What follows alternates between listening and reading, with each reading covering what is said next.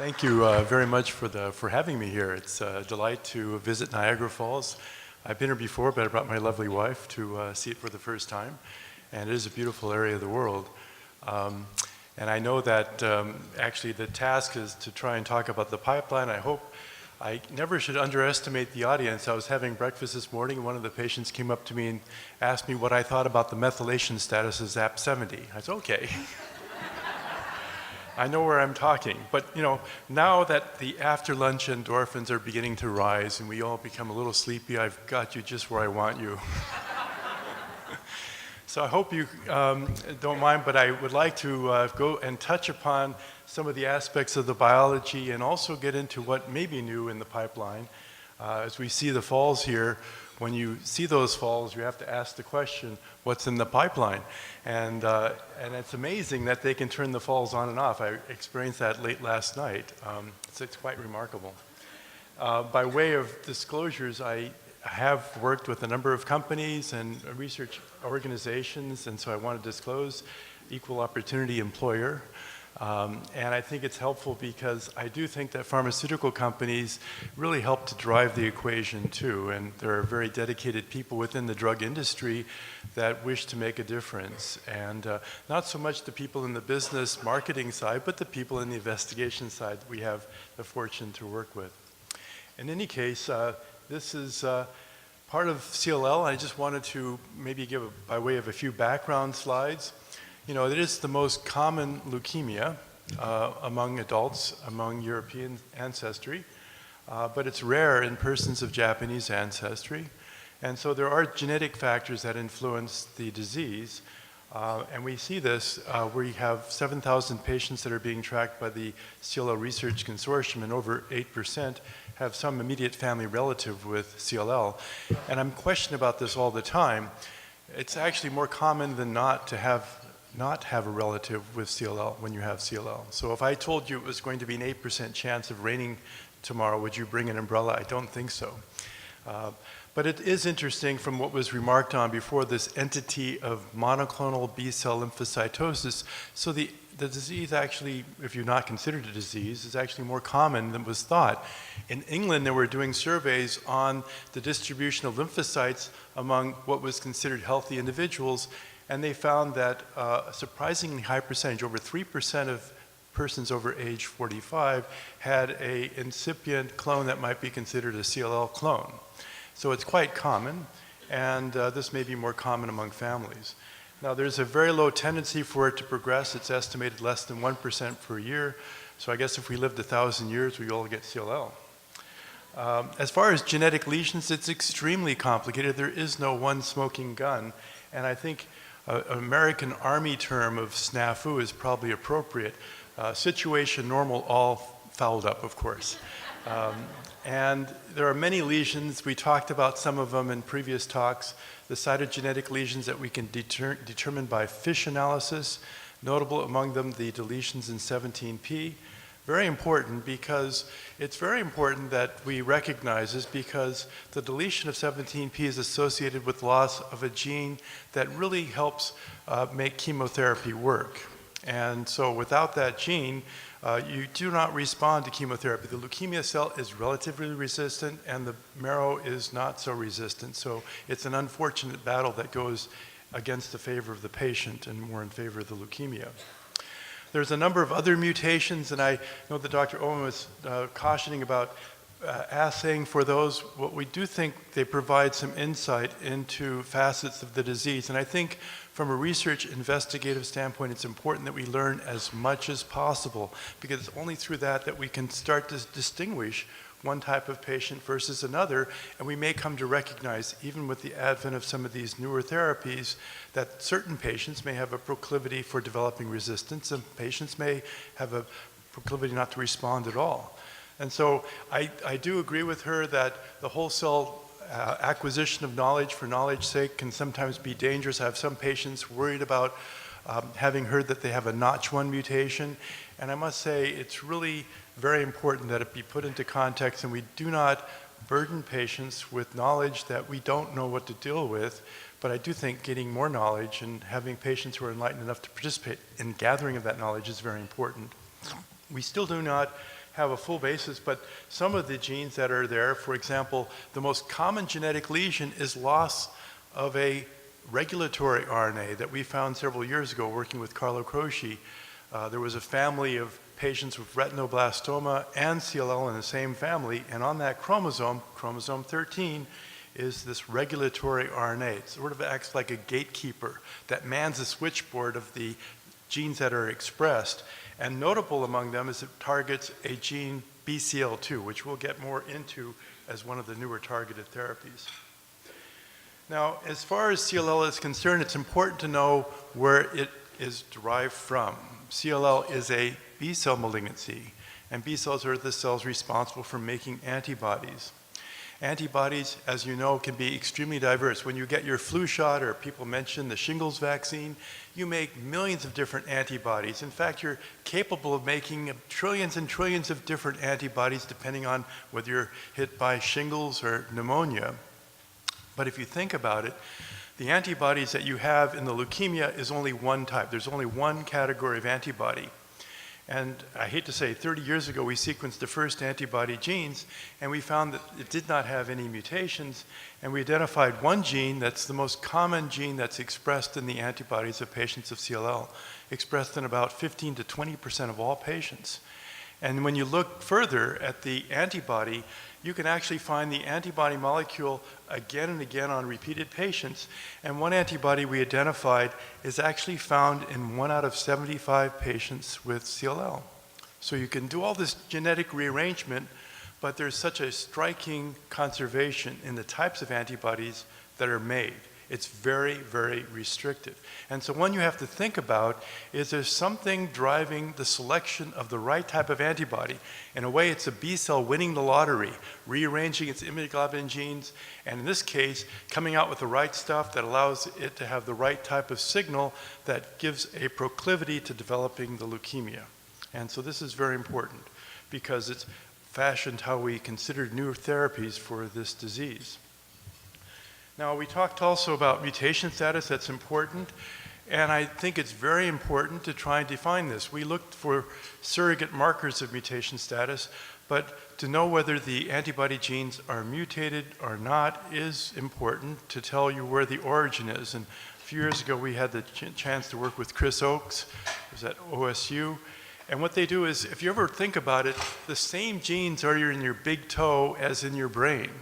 Now, for some people, the big toe is not distinguishable from the brain. I hate to say it. Happen to come from a country that's led by one of them. But many people,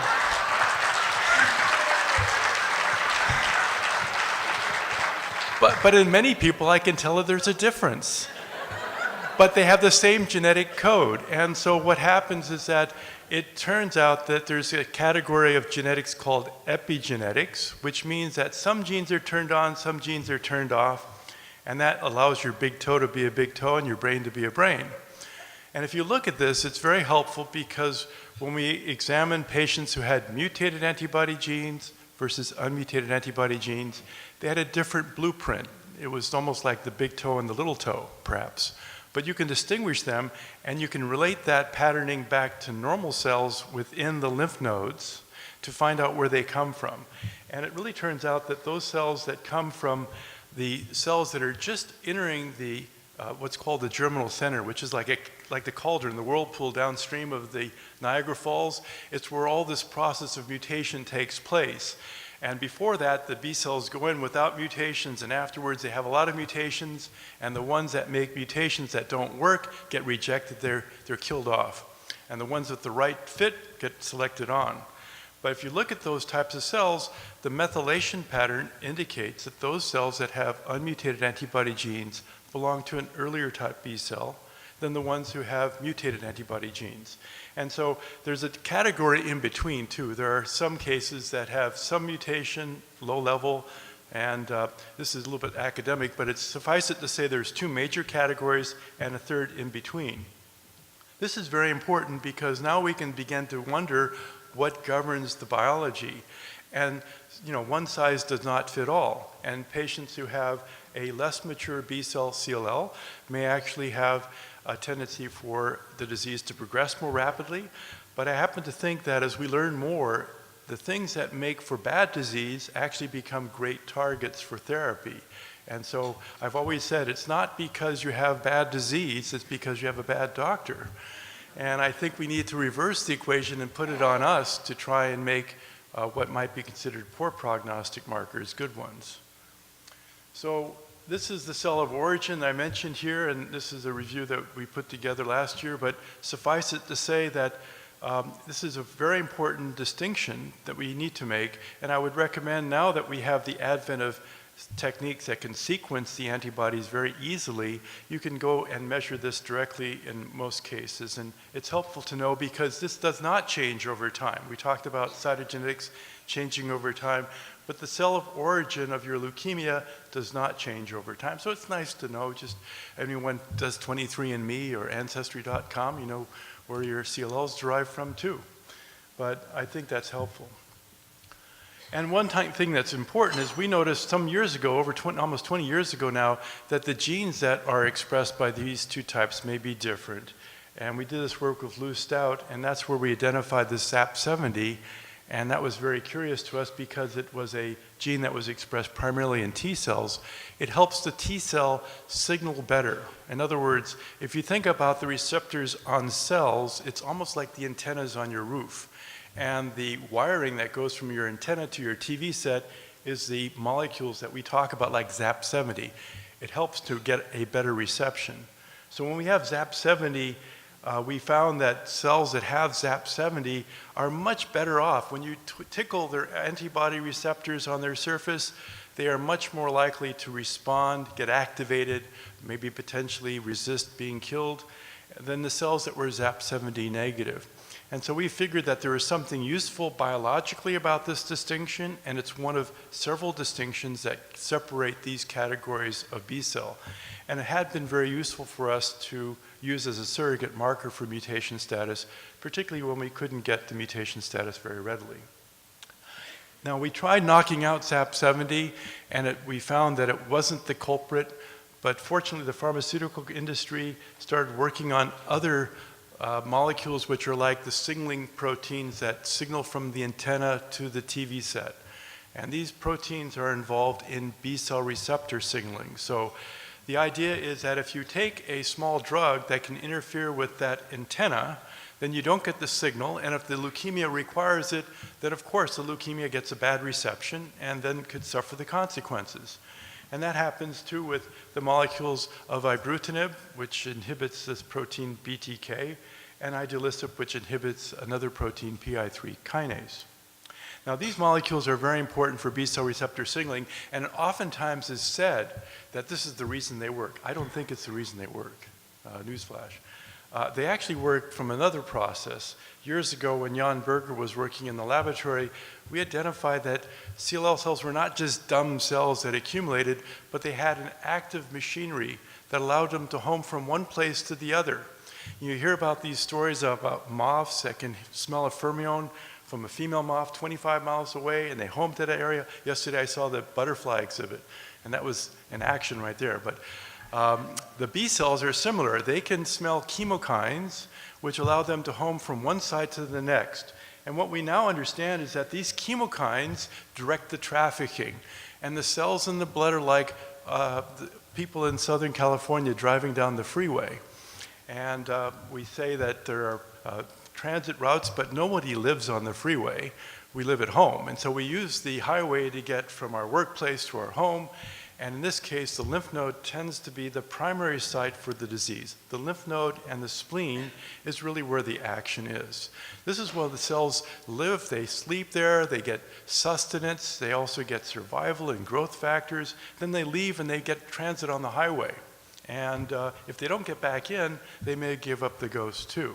So the chemokines are very important. And we actually found with Tracy Handel and others doing the proteomic work that BTK as well as PI3 kinase are critical for the signaling receptors of that homing receptor. So what happens? We block the homing of the cells to the lymph node, and as they can't go back in, so the lymph nodes begin blocked, they empty into the blood, and we see a lot more cells in the blood. The lymph node shrinks, and the white count goes up. But after a while, if they can't get back in, then they start to die, not because they're being directly killed, because they can't get home. They're sort of stuck on the freeway popping no-dos or what have you, trying to stay awake. And it gets old after a while. Now, some cells do get back, and I think the important question that's not being asked or answered is why does the leukemia not just go away overnight? I know that ibrutinib is a great drug, but we're asking our patients to take it for years and years, and years and years. And that gets old too, particularly if there's minor side effects. So what we need to understand is what keeps the leukemia alive. There are other factors that might contribute, and can we interfere with those factors or use other approaches to kill the cells? So this is the pattern that you typically have when you take this drug, ibrutinib, for example. You can see the white count going up, and it comes down very gradually over time, not right away. And the lymph nodes, however, come down very rapidly as they empty out of leukemia cells.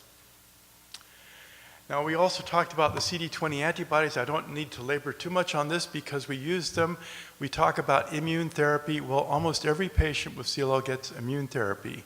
That's because they oftentimes get antibody therapy directed against this B-cell protein, CD20. And there are now 3 that are approved. Some may be more potent than others, but they typically are used together with chemotherapy. And now they're being used more and more with targeted therapy. So what happens? Can we see this used by itself? Years ago, we were involved in the registration trials that allowed for this anti-CD20 to be approved, ofatumumab, that was approved only after a phase 2 study because these were patients who had relapsed and didn't have many choices. And the ofatumumab was able to improve the progression-free survival, but only for a limited time, about 8 months. But on that basis, it was approved at the time. Now, the comparison of ibrutinib for those same patients versus obinutuzumab, if you see here, this is the duration. As these curves go down, this is the time when patients start requiring therapy. And it doesn't take much to see that the patients who received the antibody therapy went down faster than patients taking ibrutinib, where there was a longer period of time before they required therapy. And based upon these data, in particular, these data which got the FDA's attention, is that their survival appeared to be at an advantage for patients taking ibrutinib. So based on this, ibrutinib first was approved for patients with relapsed disease. We fashioned another study, which was the RESONATE-2 study with Jan Berger. We were wanting to keep it simple and compare a drug that's oftentimes used, chlorambucil, which is a pill form for older patients, versus ibrutinib. And we wanted to keep it simple for patients over age 65. I did not want patients in the study that had 17p because I didn't think it was appropriate to give chlorambucil to patients with 17p. I still don't. So anyway, patients were stratified to get either chlorambucil or ibrutinib. And the results were really very striking because in the ibrutinib-treated patients, we began to see a difference in overall survival. And again, that got the FDA's attention. And based upon these data, they approved it not just for patients over age 65 or with comorbidities, but for everyone. So in the United States, it was approved as a frontline therapy as well. And this is the, I guess it's the same, this is overall survival. Now we have, anytime you hit a home run in the pharmaceutical world, there's a bunch of team players that come up and gang up on the same thing. So there's a gazillion attempts to make new drugs that are really following the same old pathway, which is to inhibit BTK. And some of these drugs may have some usefulness, may have fewer side effects, or they may be more potent, or other reasons. And I think it requires that we investigate them. And one drug that's certainly caused more attention is acalabrutinib. And this has been approved for a cousin of CLL, mantle cell lymphoma, in Europe and now in the United States for treatment of mantle cell lymphoma. And this is another BTK inhibitor. It has to be given twice. Now, the early studies with the acalabrutinib involving a few patients didn't observe all the same toxicities as we see with ibrutinib.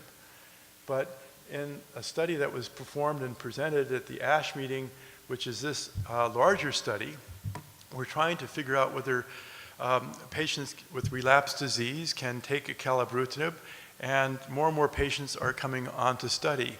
And also there's a study where patients are randomized to receive either ibrutinib or acalabrutinib.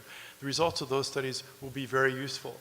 But guess what? As we see more patients getting acalabrutinib, we're starting to see more side effects. It's natural, you would expect that. And I think that one has to remember that sometimes the newest and greatest may still be needing to have more testing to really fulfill its promise to be new and improved. As far as the times to outcome, though, it still looks very good. This pill, unlike ibrutinib, has required to take twice a day, which, if anyone has to take medication twice a day, that can sometimes be difficult, but it seems to be very well tolerated in a number of patients and can be an acceptable alternative if patients really have a problem with ibrutinib due to side effects of the medication. This is some of the side effects, and notably, some of these are true also with ibrutinib, that patients may experience diarrhea, sometimes headache.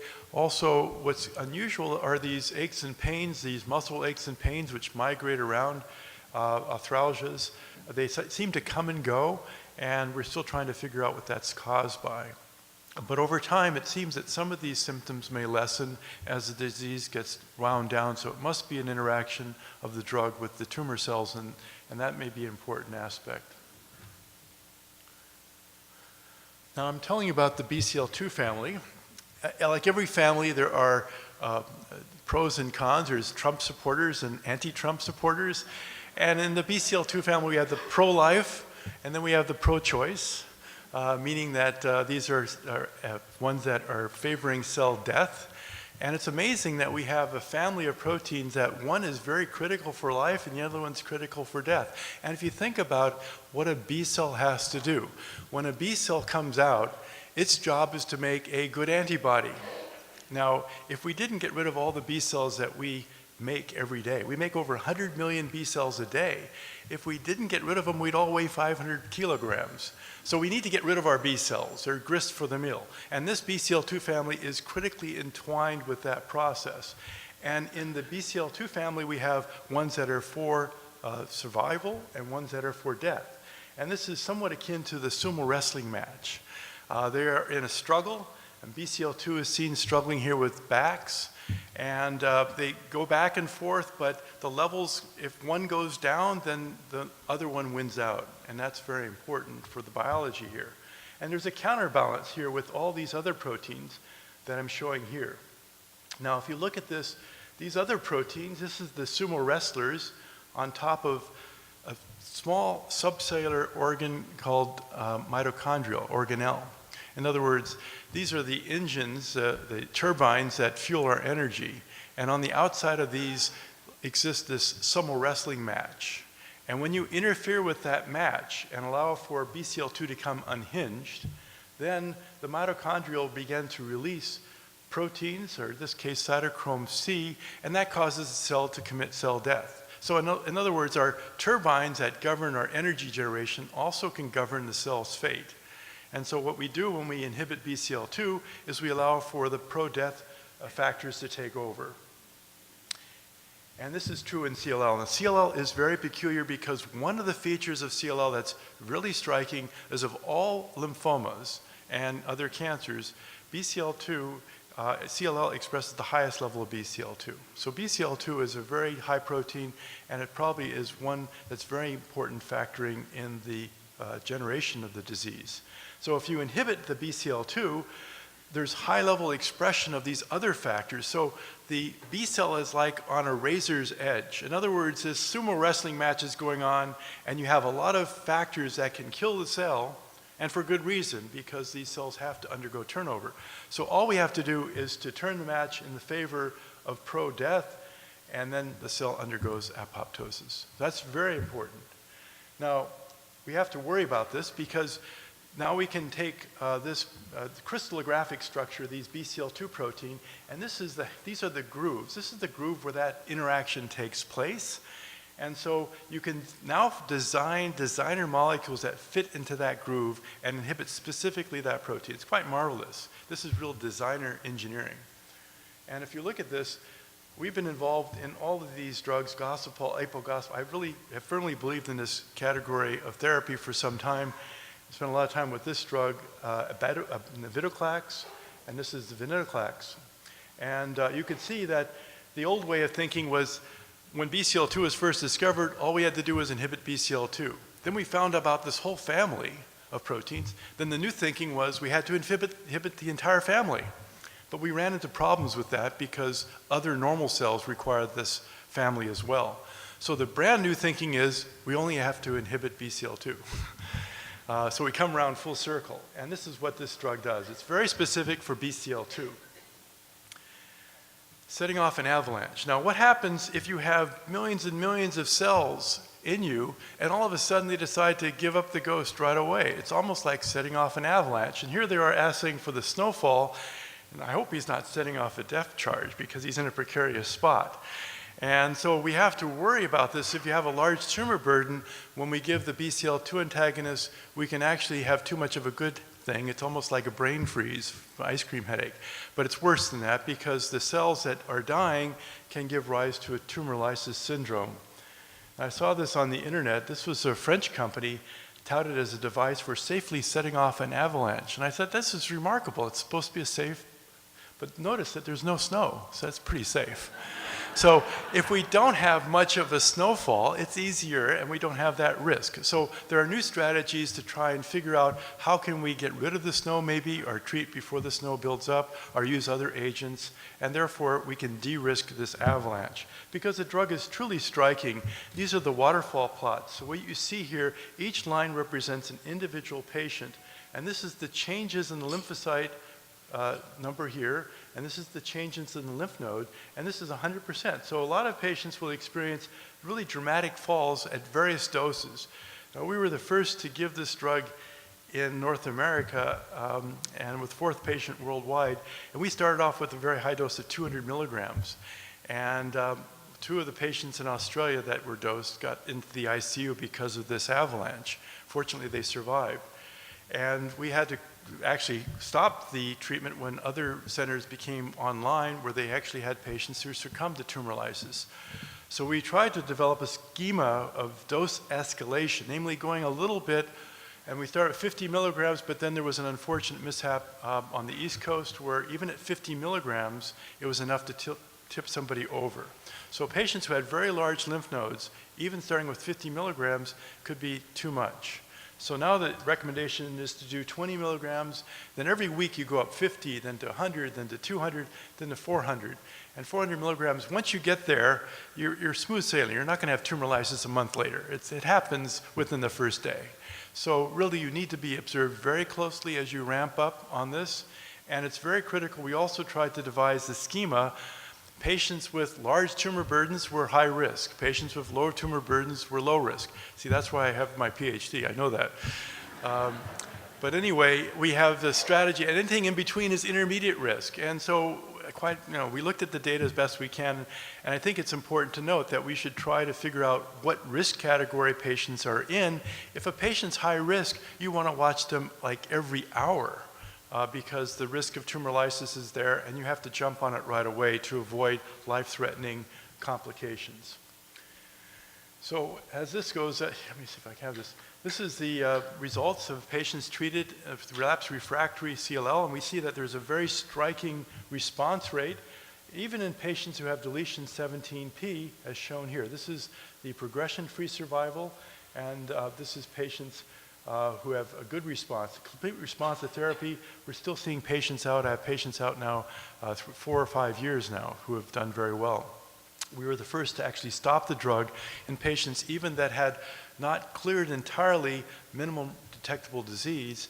And unlike our experiences with the ibrutinib, when we did, the disease didn't come back right away, but did tend to take its time coming back. So I've been advocating that we consider strategies where we can have a finite dosing regimen, treat down to a certain level, hopefully get down to where we can't detect disease, and then perhaps allow patients to go off therapy altogether. Now I think that this is a treatment algorithm which is going to change. We recommended last year. Active disease, it's been mentioned before. Really, I've been amazed by patients. I remember one patient really struck striking to me. She was seen at the Hutch, and she had her brother donate her allograft. She was going to get a transplant, and then she came and see me. She saw me, and I did some genetic analysis. I said, well, I don't think you should go through transplant just yet. I think we could just watch things for a while. And so I did, and I did, and I did, and I watched her for 20 years. And she's outlived her brother, by the way. Her cells are still cryopreserved, though, at the Hutch.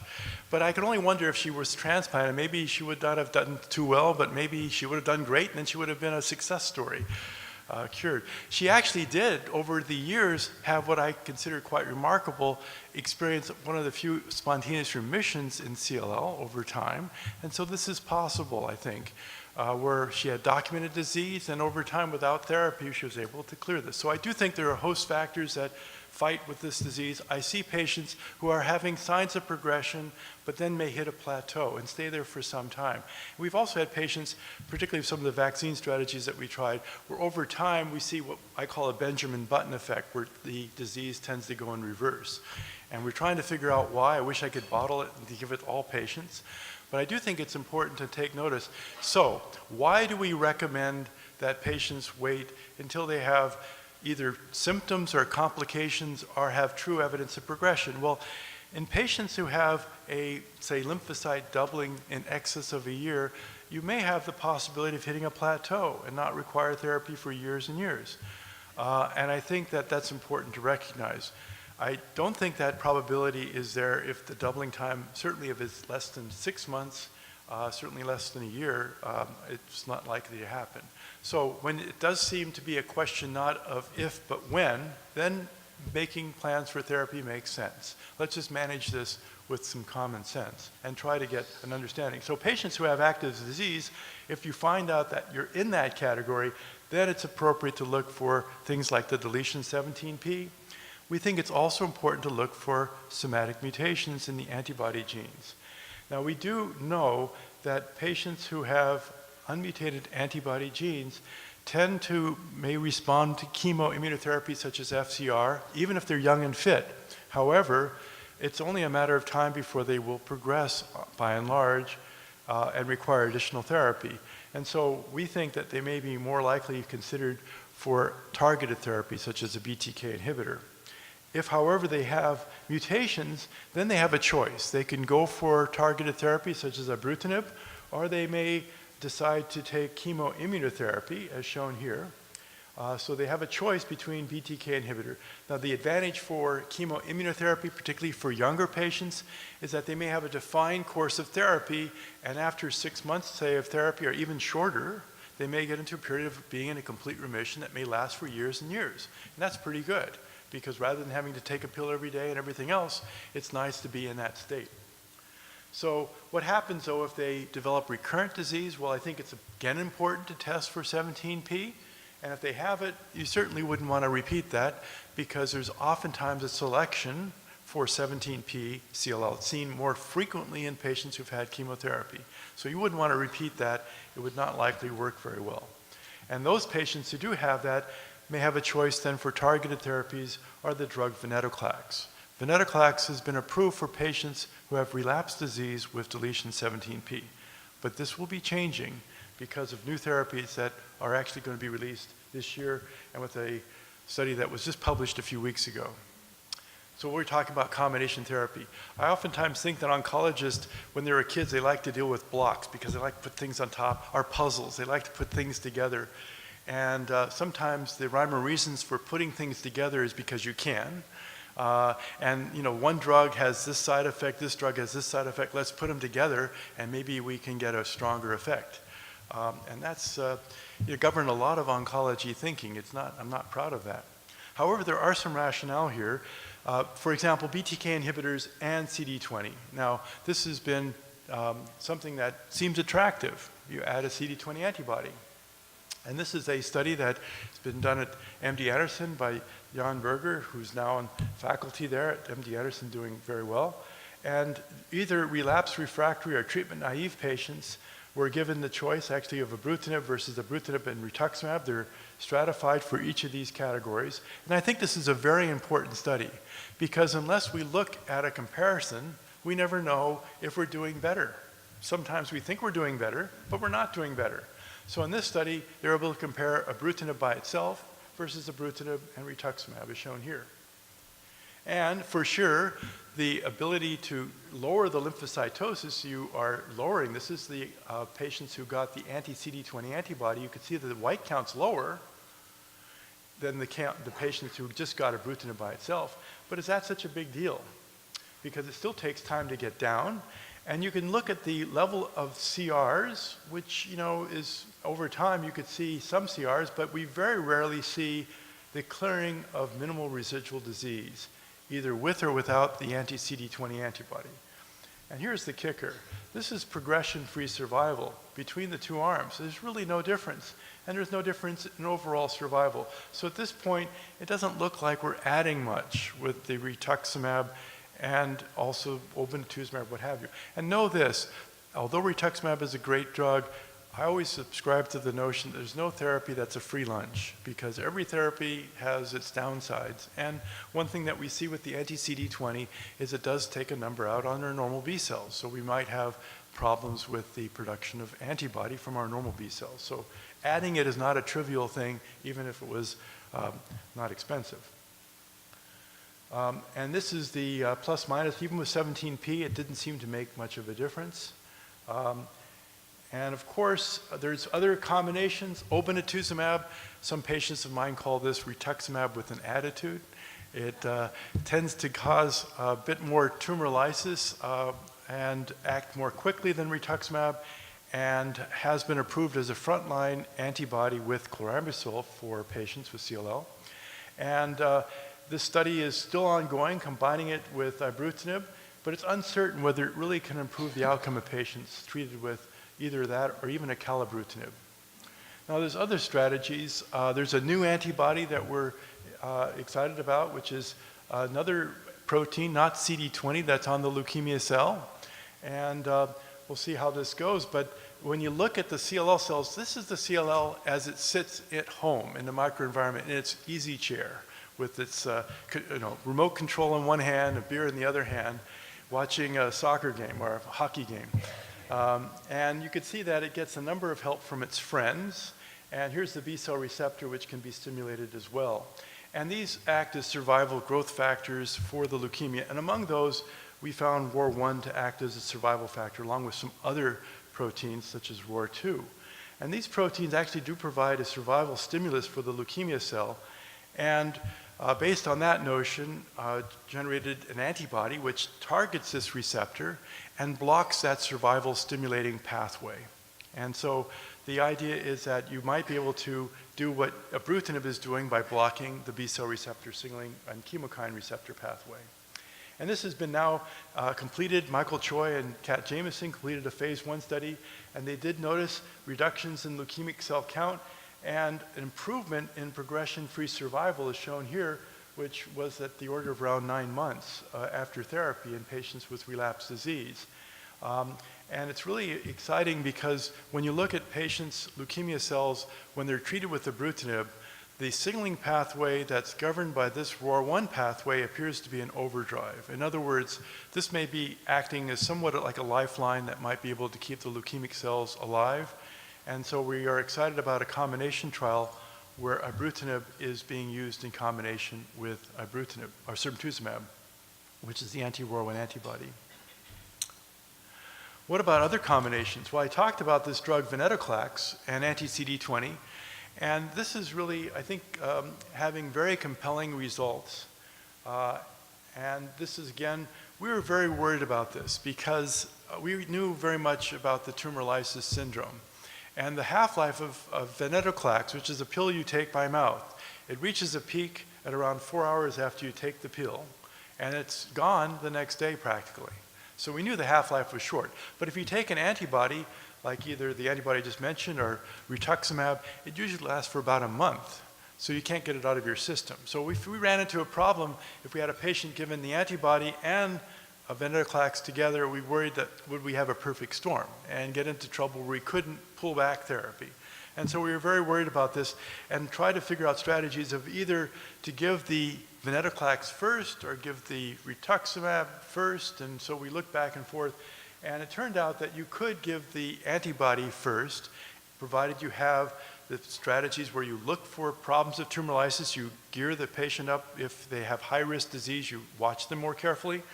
But you can treat them as shown here. This is treating with Gazyva, and this is the result of a study that we participated with Ian Flynn. It was presented at the ASH.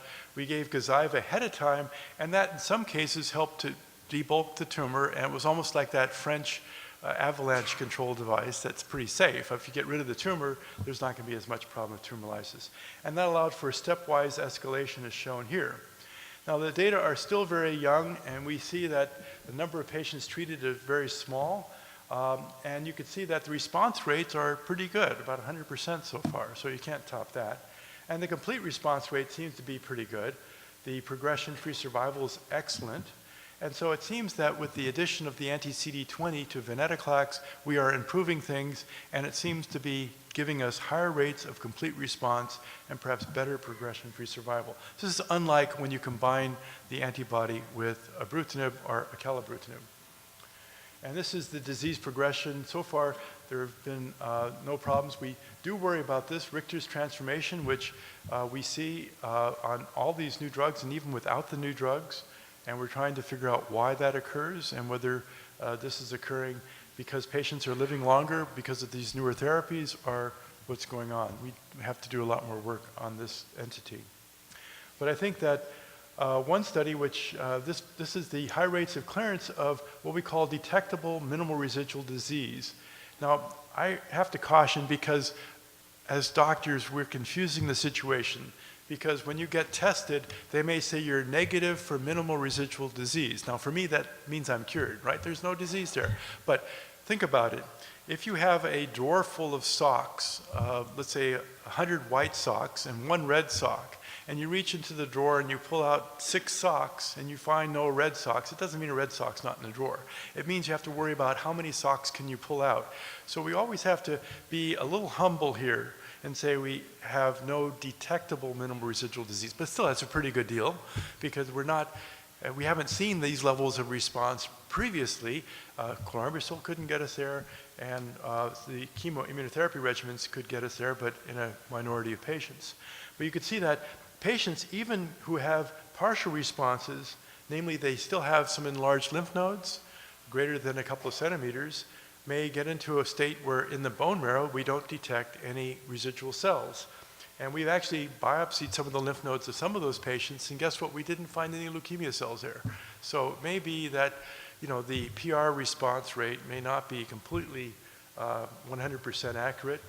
Partial response may be pretty good if you have no detectable minimal residual disease. The adverse effects, I think, are notable. One thing I do worry about with venetoclax is neutropenia, and neutropenia is something that we have to always pay attention to. It fortunately does respond to recombinant growth factors.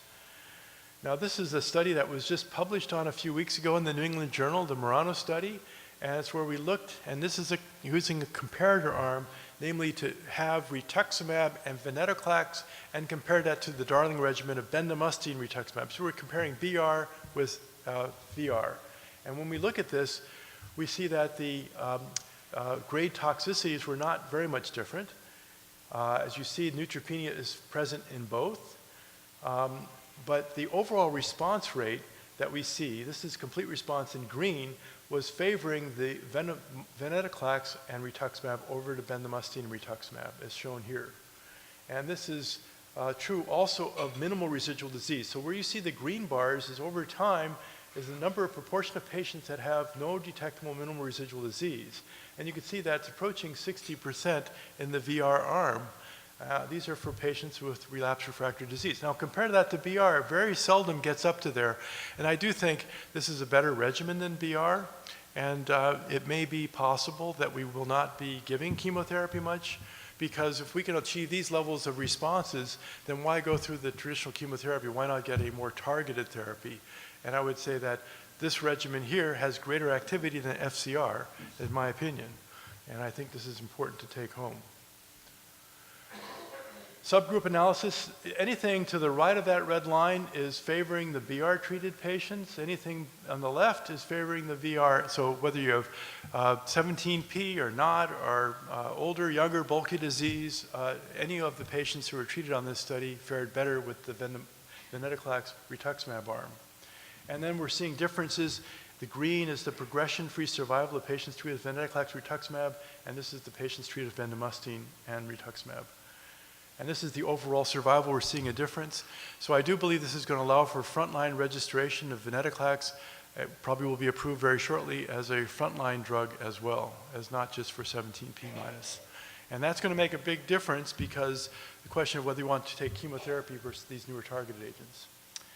Now I have all these other things that I wanted to mention. I think time is short, and I could obviously talk all day, and I promised to be brief even if it was going to take me all afternoon. So to make a long story short, I'm going to skip down the BCL2 inhibitor. This is combining BCL2 inhibitor with ibrutinib, and it's like throwing everything together. The response rates have been very good, but the question is how much is too much? That's something to really worry about. And combine chemotherapy with agents such as ibrutinib. I don't understand the rationale for this, but it has been reported, and newsflash, the ibrutinib-treated patients appear to be having a higher response rate when they're staying on ibrutinib with chemoimmunotherapy compared to chemoimmunotherapy alone. And also BTK inhibitors, I didn't have much time to go into that. So I think what I'm going to do is quickly flash because I think they're getting out the 5-minute hook. I think I have, suffice it to say, these regimens. So I just want to say a little bit about CAR T-cell therapy. I have some patients like that one patient that I told you about that I followed for 20 years. I think that she would have come to me 20 years ago and says, well, Dr. Kipps, should I consider CAR T-cell therapy? Now I said, well, gee, that's nice, but it goes along with the expression, whatever doesn't kill you makes you stronger. And we are learning as we go. We have protocols with the patients treated with chimeric antigen receptors and are developing new ones. And I think it can be a stellar success story. We can see patients eradicate their disease, but there's still a lot that needs to be worked out. I would say this, that if you have other therapies that could be considered, then giving them a shake and finding out if you're able to respond to those regimens, and rather than to go through a therapy which may define your life as opposed to extend it, might not be a bad idea. So we do have patients, unfortunately, that are not responding to ibrutinib, that develop resistance or develop resistance to venetoclax, and we are treating patients with some chimeric antibody antigen receptor therapy. But there are many problems that need to be resolved because even though we see these stellar results, long-term progression-free survival, the time is short, the patients' numbers are few, and we still have to work out some of the kinks there. And I think some of these challenges are listed on this slide. We need to optimize the dose. It's the only drug I know that expands in patients after you give it, and actually patients with higher amounts of tumor burden may require fewer cells, so go figure. How do you dose that? How do you do comparator studies? It's very challenging. And then we have the expansion of cells. It's almost the patients that get very, very sick are the ones that respond well. If you don't get very sick, then it's not a very good therapy for you. You might reject the CAR T cells. So, what can I say about the future of chronic lymphocytic leukemia? I think it's a very bright one, and I think that to have leukemia today is far better than 20 years ago. It might be even better 10 years hence, but I do think one has to keep appraised of all the information that's out there, and I want to take-home message is really by taking apart the disease and understanding its biology, that we now have more tools to be able to circumvent the disease intelligently. And this is creating a whole new shift in how we treat cancer, not with drugs that kill every growing cell. And I think it's been said that before the year 2003, the chance of improving your lifespan by seeing an oncologist was less than 50-50.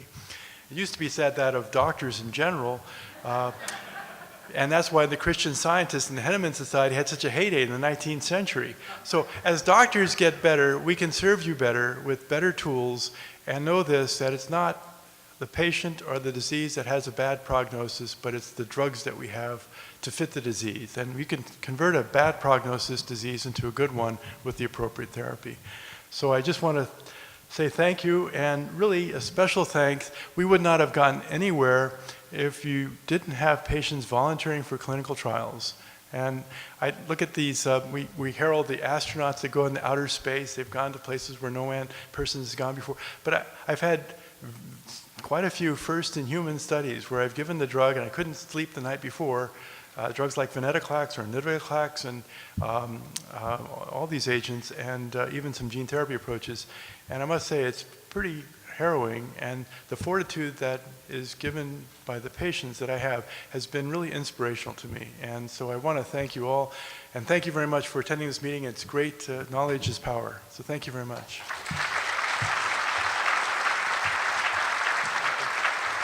You had a list there of BCL2 protein inhibitors. I'm curious, are they all binding competitively on the active site, or are some of them binding on different parts of the BCL2 protein and changing its quaternary structure indirectly? See what I say about the excellent questions, the intelligence of the audience? No, you're absolutely right.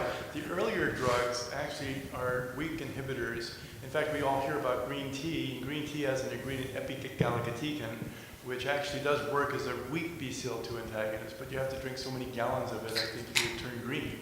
Now, there's another drug, Venetoclax, and the Venetoclax targets a number of these. It does target the groove, but it binds to the groove in such a way it inhibits more than just BCL2. And the problem with that drug is that by inhibiting another protein like BCLXL, it also shortened platelet survival. So as we gave the drug, the platelets went down predictably. And so we can only give so much. However, this drug was very useful in some of the earlier studies that we did with patients. I remember a patient who came down from Bakersfield in California, and she was a physician's wife, and she had so much tumor, she could not lie flat in her bed. And so she was short of breath, she had to sleep in a chair. And she had failed all chemotherapy and had 17P, and I wasn't going to give her any more of that. So we put her on the venetoclax, and she had a tremendous reduction in her tumor burden. But we can only give this drug for so long and for so much dose because of the platelet problem. So we had to stop. And even though she had just a partial response, I thought she was going to blossom right away, but she had actually a remission that lasted for over a year and a half. And so the BCL2 inhibitors appear to be different than the kinase inhibitors in that patients who stop therapy, we don't see this disease flare. I know that's not the question you're asking, but as far as these other BCL2 inhibitors, there's a new one that's being developed that inhibits other categories like MCL1, and that may be useful too in certain categories. But this has been a very exciting area of biology to pursue. Dr. Kipps, my question has to do with the second context of patient treatment anxiety.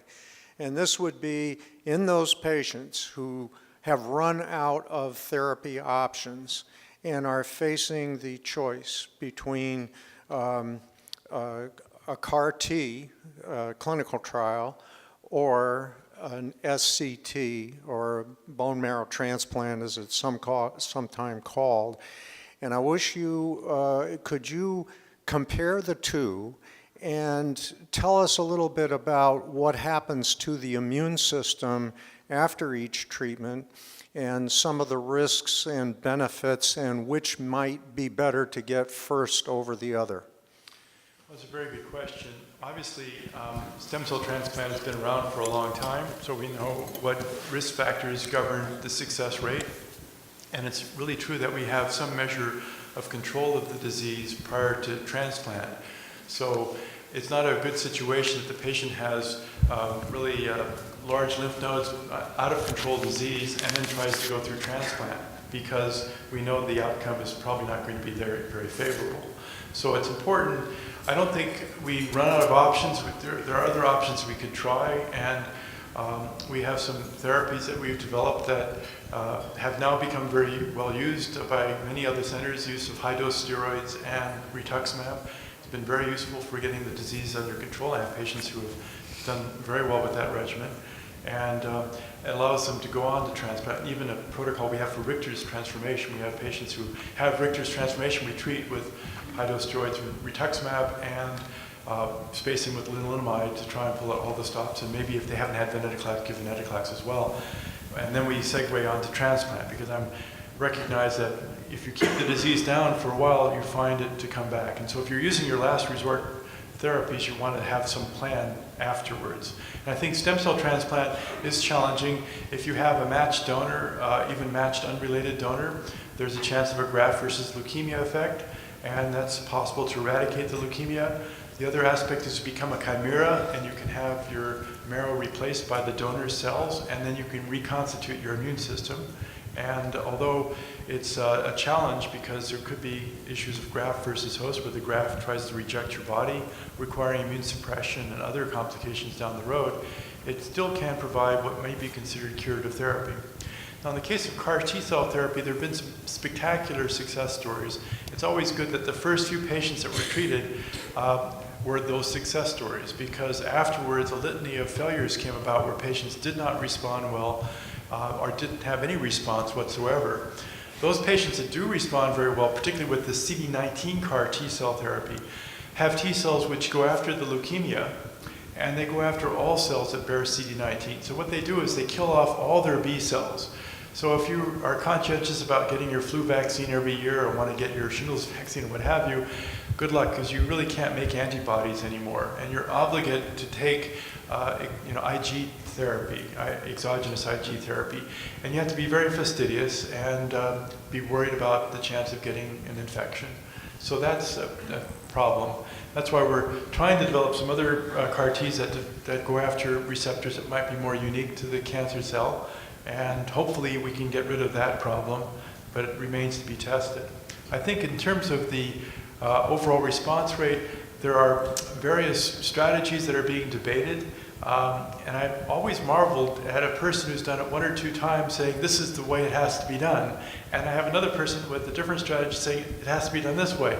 So anecdotal success is leading to some dogma in the area about what approaches to use. And unfortunately, this new approach is not amenable for randomized clinical trials, you can imagine.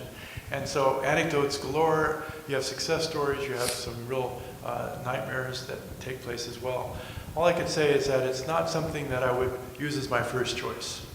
And if you are developing resistance to these targeted therapies, I would recommend that you discuss with other physicians and try to figure out, are there new therapies, new investigational agents, new ways to be able to get the disease under control prior to going off to any of these strategies, because it may be a way of tempering down the disease, and that can improve your batting average.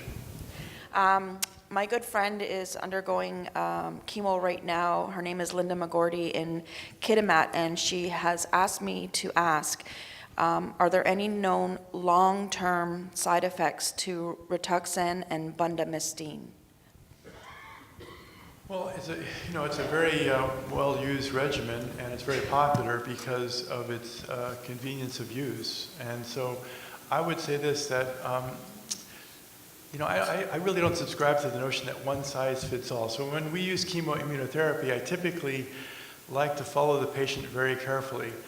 And my observation, which has governed our practice, is that if patients are responding extremely well, you usually see after the first 1 or 2 cycles. And if you're not responding with a stellar response, in my experience, you very seldom get into a complete remission. And keep on at it. It's just like doing things that might harm the body in other ways. So I know that there's a protocol, MD Anderson has looked at this too, and we do it as well. When you give limited chemoimmunotherapy, and you have some patients who may require only 2 cycles or 3 cycles. And I don't subscribe to the notion. I know that the seminal data on FCR indicated FCR might be better than BR2 by the German CLL11 study. But I think that BR might be better tolerated than FCR for many patients. So in terms of its tolerance, all I would say is that when you use it, you should use it with purpose, hopefully have a great response, aim for a complete response with absence of detectable minimal residual disease, and try to use as little as you can to get to that point. And if you have to keep hitting it again and again, then you're barking up the wrong tree. Okay?